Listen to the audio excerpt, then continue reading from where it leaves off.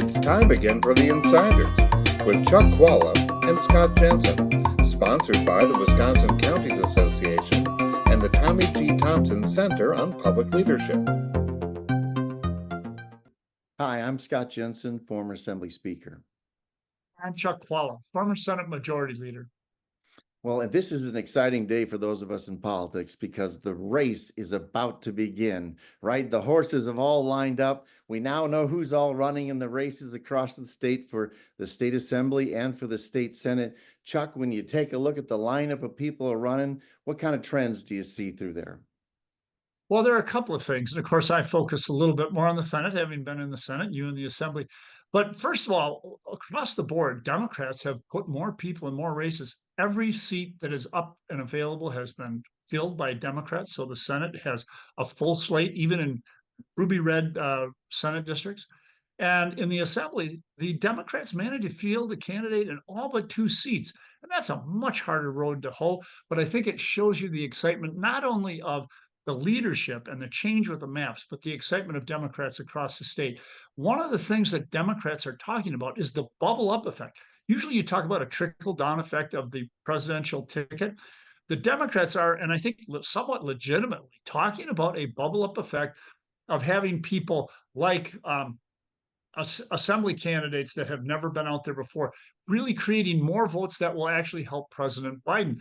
A good example is Dr. Kristen Lyerly running for Congress up in the 8th in an open seat. That's the kind of dynamic candidate that can actually help both people underneath her on the ballot by turning out people, especially in the reproductive rights area, and also helping the Biden folks by turning out more Democrats. But specifically, to get down to specifics, and once you see the lineup, as Scott said, you need to talk about that. Let's talk about the Senate for a minute. The most interesting phenomenon to me was that there were 3 Republicans in the same Senate district in Green Bay. All 3 of them decided they didn't want to have any part of Jamie Wall. I forget, it's a mayor of someplace around there, but that guy better get out of the way because there were 3 Republicans who have served for a long time to decide to get, including Wimberger, who represented the vast majority of that district in the state senate, and said, "I want no part of Jamie Wall. I'm going to go run against Rob Coles." And then Rob Coles says, "Okay, I've had enough of a career. This is kind of silly, but I'm getting out." So that, and then Andre Jacques, who's running for Congress, could go back and probably will go back and serve in the first Senate district, but he'll move. But that is the wildest example, I think, of the partisan gerrymander and the change that is wrought when you get a good candidate like Jamie Wall. And they've got great candidates all across the board.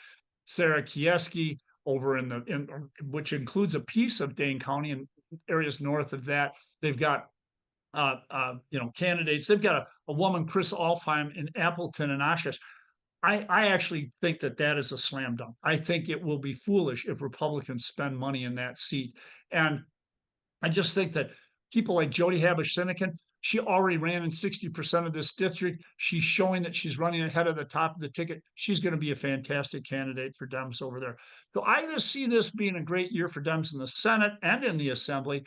But the Senate probably doesn't have an option to get to a majority because there just aren't enough competitive seats for Democrats to do that. But I expect they'll get to at least 15 seats. Well, I understand the excitement the Democrats are feeling because they recruited the most candidates. And yet you and I both know that what really matters is not who recruited the most people to run for office, but who recruited the highest quality candidates in the seats that are highly competitive between the 2 political parties. It doesn't matter if, like, the Democrats get a great candidate in, some overwhelmingly Republican seat. It's not going to change the results of the election. But in these swing seats where they have, having a high quality candidate is extremely important. So when I look at how the Republicans did, I think, first of all, the big challenge they had with new maps where all sorts of Republicans were paired together, Republican incumbents were paired together. There was this fear that Republicans would be spending all sorts of money running against each other in primaries and incumbents would be destroying each other in those races. Thankfully, in both the Assembly and in the Senate, they sort of sorted that out. There were 13 seats where two incumbent Republicans were paired together in the state assembly. And in the end, only 3 primaries are going to come out of that. Everyone else made various adjustments so that they weren't running against a fellow caucus member. In the state Senate, there were 5 seats where Republicans were paired with another candidate. And in the end, only 1 primary is occurring there. So I think that's kind of a relief on the Republican side. Then looking at it overall, the question is, a couple other questions are, who has the most incumbents running? The Democrats have a lot of people, particularly in the assembly, who have chosen not to run for re-election. Incumbents have an advantage at the ballot. A lot of times a Republican assembly or state Senate candidate runs 3 or 4 points ahead of our candidate for governor or our candidate for president, and they are able to win a seat that now would be 52% Democrat. They could steal 3 or 4 percentage points because people know them personally. They've seen them over time. So people like Jesse Rodriguez or Joan Ballwig, those people, even though they're in districts and now lean slightly Democrat, they could still hold those seats because they're an incumbent and they have that advantage. I think the Republicans did very well in recruiting in seats that are kind of stretch seats. You've got Dean Crawford, who used to serve in the legislature. You and I both served with Dean. He was the mayor of Neenah. He's running against, I guess, the mayor of Menasha for the state legislature. Neenah's a bigger town than Menasha, and Dean served longer, is better known, and I think is really beloved in that area of the state. He's a different kind of Republican. It's entirely possible that that's a way for us to pick off a seat that wouldn't normally come our way. Over in the West, the Republicans have recruited a woman who's a local government official now, but used to be a TV anchor in Eau Claire, running against Jody Emerson. The seat clearly leans towards the Democrats, but a person who is better known from all those years of television could possibly take that away. So I think the Republicans did overall well by avoiding primaries, by maximizing the number of incumbents who are running for election in some of these swing seats, and coming up with some really good recruits. I think the fun stuff is, to look at the rest of the lineup. I'm very excited to see that Phil Collins is running against Ben Franklin. So we've got the founder of Genesis running against one of the founders of our country. We'll see which founder makes that happen. There's also some people who used to serve in the legislature are running. So besides Crawford, Rob Krybeck is running again for the state assembly, and Joe Pluff, a Democrat. Folks who served for several years are now trying to come back and run for the legislature. I thought that was interesting. We have an international best-selling author, Nicholas Butler, a novelist from the Eau Claire area. Kind of fascinating and possible addition to the legislature, someone who's an internationally known author. So I don't know, this is the season of excitement for those of us who really enjoy opening day, I guess, in politics. And I don't know, Chuck, did you have any other conclusions or? Well, there are a lot of different conclusions, but I did love the Ben Franklin thing. Scott had pointed this out to me. I just hooted when I heard about it. I think there are some really fun things like that. I love the fact that a wonderful guy, Joe Pluff, is running again, and that's a great thing. And of course, the mayor, Dean Crawford. I think we all like Dean, and Dean was well liked on all sides there. But there are a couple of problems the Republicans have here. What a surprise that I would point this out as a Democrat.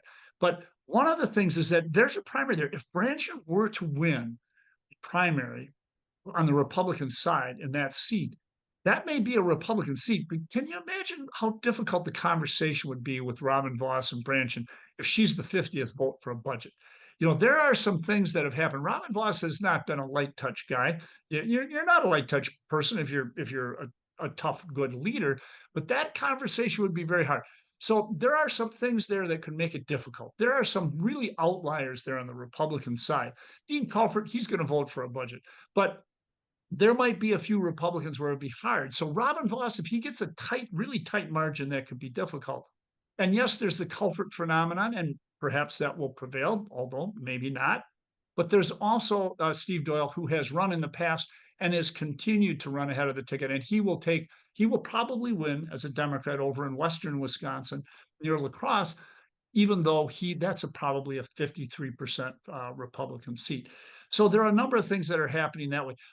The other thing that Scott mentioned, and it is worth talking about, is if you have an incumbent who's been in a lot of the district, there's a guy, Dewey Strobel, who actually probably has only run in 10% of that district to go against Jody Habush-Sinegan. She just ran in a special less than 2 years ago in about 60% of that district. That actually puts you in a position where even though there's a Republican incumbent, he came from a more conservative district. He's not the same soft touch that Canola was, and he's running against this really popular woman in Milwaukee suburbs where reproductive rights is going to be big, and she's running more of the district than he has. So to me, I give incumbent advantage there to Jody Habush-Sinegan. So there's a lot of things that happen when you get redistricting. You get great candidates like Ben Franklin to run, and you maybe bring some people back to the legislature who would be wonderful people. I'd love to see them over there. I'd love to see them at inauguration time. But you also get different dynamics that you have to really look carefully to figure out, is there an incumbent advantage here or not? Well, I do think you made a very good point at the beginning of your remarks here that the Republicans not only need to win a majority in each chamber, they need to have a workable majority in each chamber. And that's why candidate recruitment is so important, that they have people who are willing to work together on the Republican side. Otherwise, they're never going to be able to pass a budget. The very example that you gave, I mean, I think would be problematic for Speaker Voss, but I'll say this right now and collect my winnings later. Dan Canola is going to crush Janelle Branch, and that's not even going to be close in that seat. So, but a lot of fun stuff ahead, right, Chuck? It'll be fun. We'll have more talks about it. We'll see you next time, folks. You've been listening to The Insiders with Chuck Chvala and Scott Jensen, sponsored by the Wisconsin Counties Association and the Tommy G. Thompson Center on Public Leadership.